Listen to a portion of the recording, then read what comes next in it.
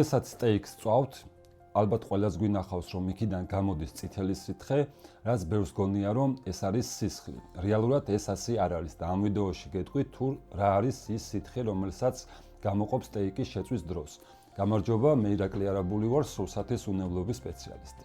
როდესაც ხდება ცხოველის დაკლა, სისხლისგან გართმევა ხდება სრულად, ანუ სრულად იცლება ცხოველი სისხლისგან და მასში აღარ არის დარჩენილი სისხლის რაოდენობა. ხოლო ის მასა, რაც სტეიკის შეწვის დროს გამოიყოფა წითელი ფერის სახით, ეს არის წყლის და ცილის ნაზავი, რომელსაც ქვია მიოგლობინი. ასე რომ ის დამოკიდებულება, რომ სტეიკი არის სისხლიანი, ან თუნდაც მწვადი სისხლიანი, რეალურად სისხლი ეს არ არის, როგორც აღნიშნეთ, ეს არის მიოგლობინი.